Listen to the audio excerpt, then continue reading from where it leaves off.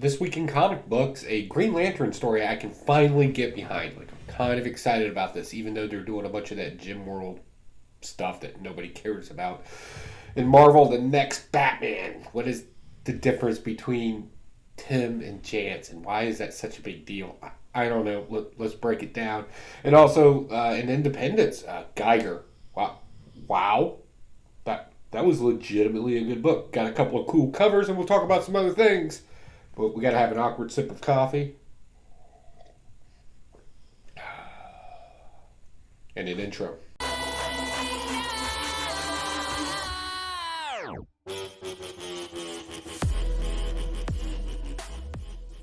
Hey, what's going on, you wonderful weirdos? I'm Pocan Joe, and as always, you're pretty cool for swinging by. If this is your first time here, I'm a middle-aged man that reads a bunch of comic books, and then I say things about them here on the old YouTubes, and Odyssey, and BitChute. We're on all three now, which is awesome. So definitely, thanks for swinging by.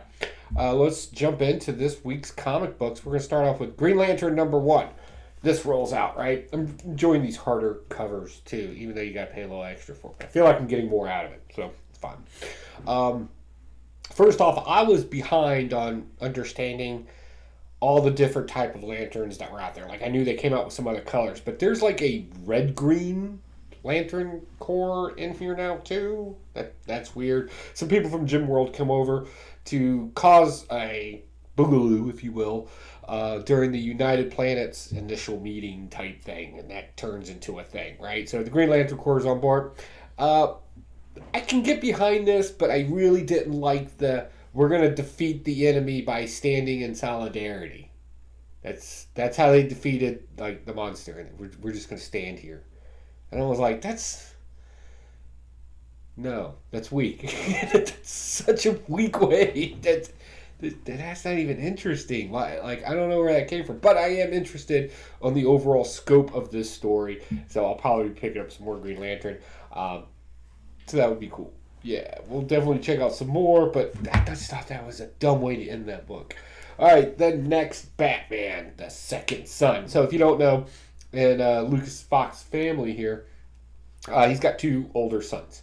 One is the Batman that we know, and the other one's like, I guess, some sort of super spy guy, maybe. His name's Tim, but if you call him Tim, he immediately corrects you and says, it's Chance now. First off, and comment below, but have you ever met that guy that gave himself a nickname and demands that everybody calls him by that nickname he gave himself?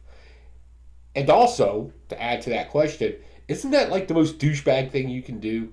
Like, that just seems like, right? Like, when I'm out in public, I'm not like, people are like, hey man, what's going on? Call me Pocan Joe. Like, I don't, right? People know me by several names. Some not so nice. But regardless, it's pretentious. It's weird, right? Like, why is that a thing? Regardless, that happens all the time in this book, and it's just kind of got annoying. But this is still an interesting story. It's kind of like a whole prodigal son thing, because they bring him back. Apparently, he's got a little bit of a past to him that's not, seen favorably by society. I'm assuming it's some sort of criminal activity. They didn't really define it in this book, but I'm sure it's been defined in some other way in one of the other books that have been popping out. But, apparently that's not a good thing. So, rich billionaire family need to get the lawyers involved. Apparently he doesn't want that either. So I don't know where this story's going to go. I'll pick up issue 2 just to see if this kind of family drama BS thing that I don't care about actually kind of stops and we actually get into comic book storytelling. That would be awesome. Next, Batman. Okay, so yeah, this is just an update on things we expect that we know are going to happen and things that have already been hinted at. Does that make sense? Are you following me? So we already know that Poison Ivy's coming back, and we have a guy in here, street level guy who's like stabbing people, named himself Stabbo. Even Harley Quinn made a funny joke about that. Who's still going around apparently looking for patients. Sorry, crazy doesn't fix crazy. Like I'll stand by that all day long. Crazy does not fix crazy. But whatever. And apparently he keeps telling everybody that there's this jungle down below. Now, we already know that Poison Ivy's going to be coming back as like Queen Ivy or something like that. We saw the advertisements last year about summertime, but since everything's been kind of pushed back, it may have been forgotten. So we know that that's coming, and we also know that Poison Ivy and Harley Quinn kind of have a relationship, right? That they're an item, if you will, and they've kind of been on the outs about all of that. All in all, I thought that's interesting to me, but what I really like about this is this whole Scarecrow thing that's happening. So we finally confirmed that Joker did not bomb Arkham City. It was more than likely, in fact, Scarecrow. We found out that the body double was just that, a body double. All this thing has been doing is this reconfirming what we already know, where they're trying to pull everything from Future State and make it into a more streamlined story, which kind of needs to happen every now and then. So yeah, this is smart. It's smartly written. It's great artwork in it. It does that kind of like that. I don't know how to describe this, but I really like this kind of, it's classic comic book art, right? I really like it. And I'm very much interested in the Scarecrow and fear overall and the psychological effect it has on people. And it's just great the way they're touching on it in here. So definitely a pickup and a read, but not for crazy fixing crazy. That's no. All right, Crime Syndicate. So what, number 2, actually. If you missed number 1, basically we're telling the Starro story only in the Crime Syndicate universe. If you don't know who the Crime Syndicate is, they're like the negative version of the Justice League, right? And we kind of get that in here.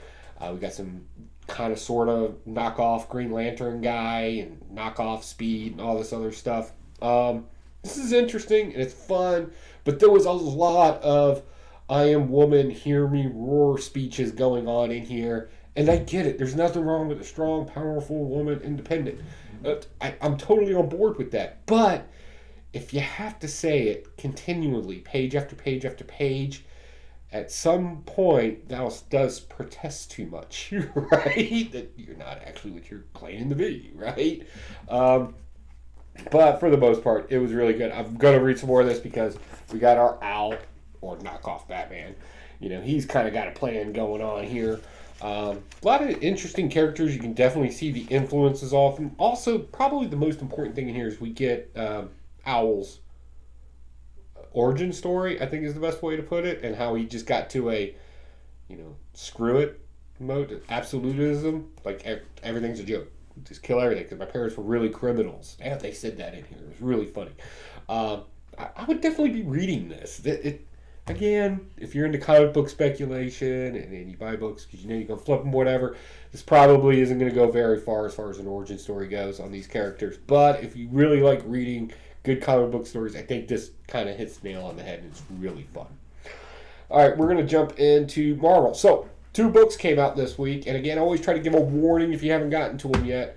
Right? You got Venom, number 34, and then we got King in Black, number 5. So, read this first. Yes, I know it's a tie-in, and we get tired of tie-ins, but the Venom tie-ins are a lot more important because they kind of explain, and you'll get lost if you don't. Like when did that happen? Just out of nowhere. Blah, blah, blah. All right, first off, love this cover here. This deals back to that whole light and dark, battle of light and dark, and the void. They separate it. Remember, void's void of everything. Dark is the internal struggle we have. It's in all of us. And then the light is, of course, the light. Right? You got the touch. Type of thing. That happens in here. We find out that this particular guy is also Mr. Universe. You may vaguely remember him from back in the day. So that kind of happens in here where Eddie Brock frees himself from the Codex and becomes light Venom, but still with Venom. It's complicated. Just like people. It's complicated. And I love it for it because it makes so much sense. And then we kind of find out that, also, Flash is coming back. Yeah, Flash, that Venom guy. Yeah, he's coming back too. He's resurrected himself from the grave. And we're going to have another douchebag type Venom character, which I think is fun. Yeah, that sounds fun. And I'll read some of that. So definitely important read. Because as you jump into King of Black number 5, it all starts making sense. And then this thing just gets amazing. Now, there has been some criticisms of, this whole, the story's taken to it. Well, it's only 5 issues in. What's making this story seem so big? is the fact that there was just too many tie-ins. Like, I'm still trying to figure out why the King in Black and the Ebony Blade and the Black Knight and all that was even a tie-in, because they didn't even use the weapon to defeat Nolan here. They used the magical light thing. Coolest thing that happened in here was Mjolnir, Thor's hammer, and Silver Surfer's surfboard that got turned into a sword. Well, they merged them together and made this crazy battle axe thing that, yeah, it was ridiculous. Eddie Brock, and I keep you wanting to use Eddie Brock in this because Venom, the actual character Venom, the symbiote, doesn't really do a whole lot talking in there until like the ending of it, right? Kind of just to show that, yes, he's still there. Also, we save Dylan Brock, right? Name because of relation. Pulls the darkness out of him. But what's going to be most interesting, and you may be interested in, is Friday night, 10 p.m. Eastern Standard Time, over at Blaster or Stash It. We usually have a philosophical corner where we just kind of tidbitly touch into some philosophy. And we're going to talk about desires, right? And the two things that make free will and controlling somebody's desire. Because now I have questions, right? I read something and I have questions. So if you want to check that out, you can check that out this Friday night, 10 p.m. Eastern Standard Time, right here on the YouTubes. Myself, Huey, Spectacular Spider Grandpa, we're going to sit and talk about it, and we're going to hit we do a lot of other comic book review stuff in there as well. You may check that out. Good stuff, fun time, live chat. Let's talk it up. Moving on.